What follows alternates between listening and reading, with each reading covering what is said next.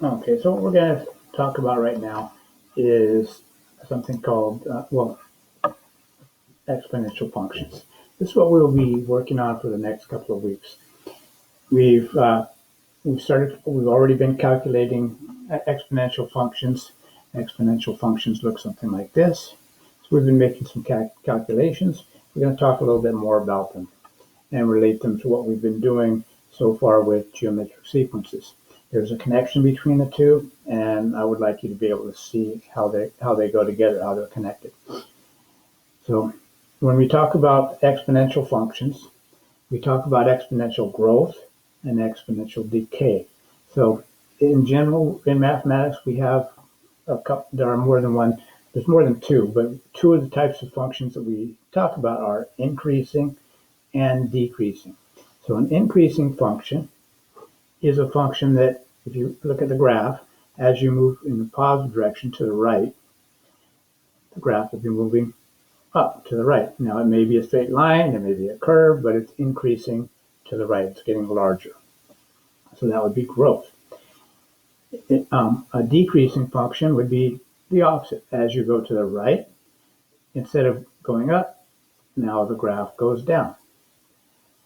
Now, the words growth and decay. Growth, I think, we all think of growth as something getting larger, right? As you grow from a young child to an adult, you get larger. So growth is something that we're familiar with, and it makes sense, I hope, in this case.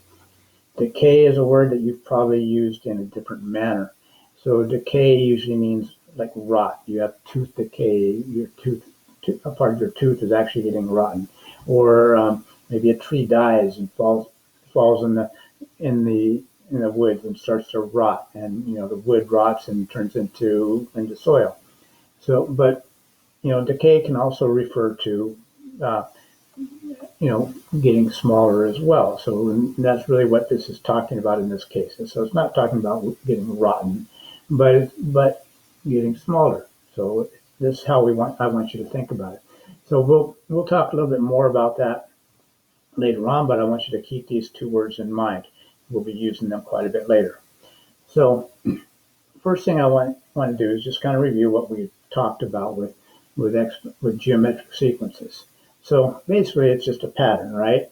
And it's a pattern that where there's a rule to find the next term. You just multiply by a common ratio. So we can find that common ratio by dividing, but it doesn't really matter how we find it. In some cases, you can just look at the pattern and figure it out. 5 times 2 gives you 10. 10 times 2 gives you 20. So each time we're just multiplying the last term by 2 to get the next one.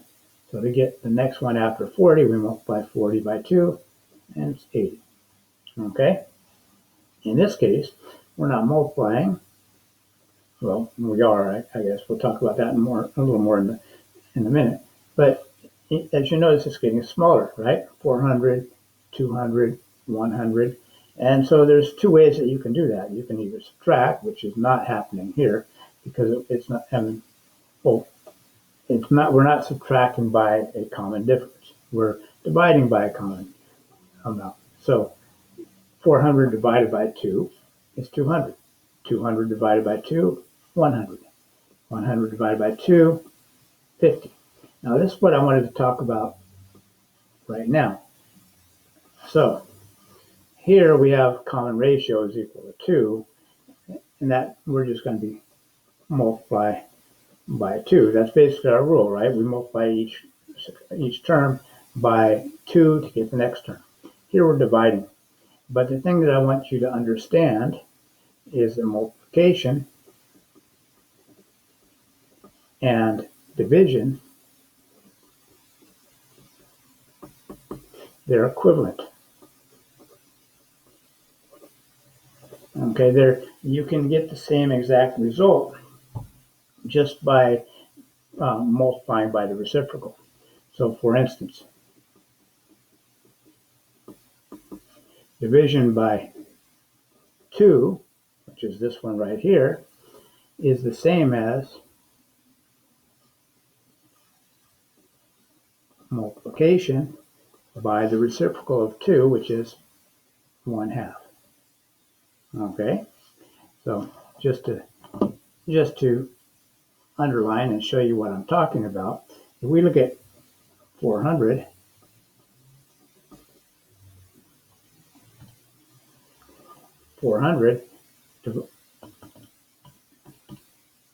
divided by 2, we get 200.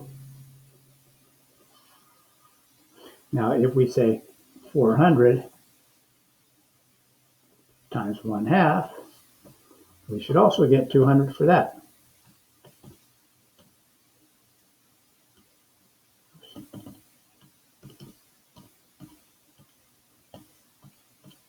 Okay, so here we have 400 times 1/2 equal to 200.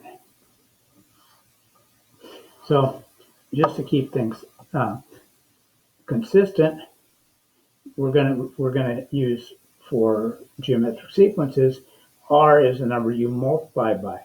So we're not multiplying by 2, we're multiplying by 1/2. If you multiply by 2, that would be growing the sequence, right? It would 400 times 2 would give you 800. We want to make it smaller, so we're dividing or multiplying by the reciprocal, so it would be 1/2. So that's the first thing that I wanted to point out, and I want you to keep that in mind with one of the later examples as we do that. So let's go ahead and let's take a look at what we have from this first sequence. And what we're going to do is we're going to use the properties of exponents, or the definition of exponents actually, and just break it down a little bit. I'm going to write these down with a little bit of space so that we have some room. And I want you to pay attention to the pattern. And then from that pattern, we're going to see if we can come up with our function. So right here we have 5, right? And we take that, and to get to 10, we do 5 times 2. Right? We're multiplying by the common ratio. Now the second one, we do 10 times 2, but remember 10 is the same thing as 5 times 2.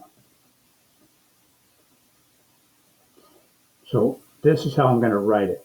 I want to write it without any other numbers besides 5 and 2. So the next one is going to take this 5 times 2 times 2 and then multiply it by another 2. And just to make sure that it works, we should be able to do that. 5 times 2 times 2 times 2. And you can see we get the number we're looking for. So we do the same thing here. Copy this down. 5 times 2 times 2 times 2. That gives you this. And now one more 2. Now, let's go ahead and rewrite these. I'm just going to write it right down below. And I'm going to write each of these as an exponent. Okay, 5 times 2. We can put a 1 there. We don't need it. This one is 5 times 2 to the second power. This one is 5 times 2 to the third power. This one is 5 times 2 to the fourth power. So hopefully you can see a pattern here. 5 times 2 to the fourth power. The next one will be 5 times 2, 1, 2, 3, 4, 5. Now what about this one? How many 2's are we multiplying? Are there any 2's that we have in here that we're multiplying by? Remember the zero exponent property. So 2 to the 0 power is equal to 1, right? So here we have it. 0, 1, 2, 3, 4, 5. Now, if we wanted to look at this in a table, x and y, our output would be these numbers right here. So we have 5, 10, 20, 40, 80. Okay. Now, the input, the values we're putting in for x's, it depends on which term we're looking at, right? So this is our starting point right here. We go 1, 2, 3, 4. If the fifth one, this would be 160, right? So once you've found that pattern out, you should be able to figure out what do we get when x is equal to 100? Well, it'll just be 5 times 2 to the 100, right? So this part right here, notice it's the same as this. This was 5 times 2 to the 0, 5 times 2 to the first, 5 times 2 to the second,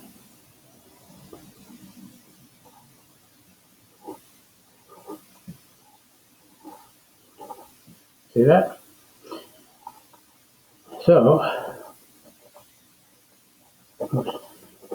that's where that equation comes from.